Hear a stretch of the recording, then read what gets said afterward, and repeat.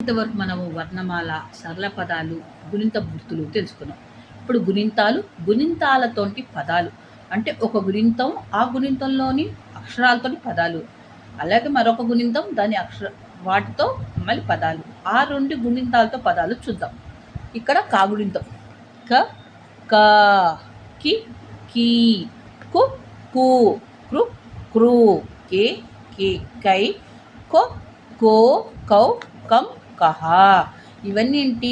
తలకట్టు దీర్ఘము, గుడి, గుడి దీర్ఘము, కొమ్ము, కొమ్ము దీర్ఘము, రుత్వము, రుత్వం దీర్ఘం, ఎత్వము, ఎత్వం దీర్ఘము, ఐత్వము, ఒత్వము, ఒత్వం దీర్ఘము, ఔత్వము, అం సున్నా, ఆహా విసర్గ. అలాగే ఇక్కడున్న ఈ గుడింతల్లోని అక్షరాలని వాడుకుంటూ పదాలు కుద్దాం.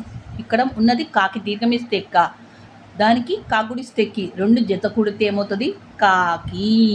అట్లాగే కాకి ఎత్తం దీర్ఘం ఇస్తే కే, క, కే కా.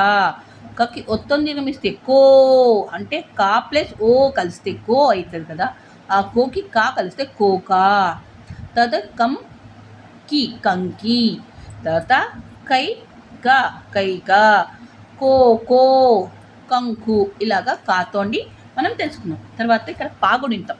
పాగుణింతంలోని అక్షరాలు ప, ప, పి, పి, పు, పు, ప్రు, ప్రు, పె, పె, పై, పొ, పొ, పౌ, పం, పహ. పాకి దీర్ఘం ఇస్తే ప, ప, పాప. తర్వాత పా, పి. తర్వాత పా, పం. అంటే పాకి దీర్ఘము, పాకి సున్నా కలుస్తారు పాప. అలాగా ఇక్కడున్న కొన్ని అక్షరాలను కలుపుకుంటూ కొన్ని పదాలు పీపా, తర్వాత పంపు.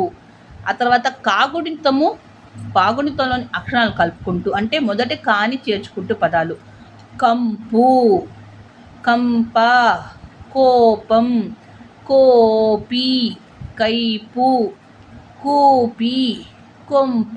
ఇలాగా కా, పాని. తర్వాత పా నుండి మొదటి అక్షరం పా తోటి, రెండవ అక్షరం కా తోటి కొన్ని పదాలు చూద్దాం. పోక, పాక, పీక, పెంచు, పెంకి.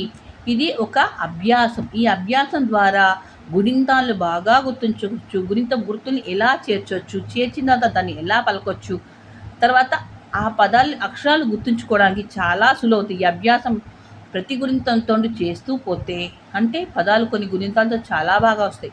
వాటితో చేస్తూ పోతే అభ్యాసమయ్యి ఇందులో ఉన్న కష్టాన్ని తేలిక చేసుకోగలుగుతాం. తెలుగు అమ్మ రాదు అనే భయం కన్నా ఇది కూడా చాలా తేలిక అని అర్థం చేసుకునే స్థితికి రాగలుగుతాము. ధన్యవాదాలు.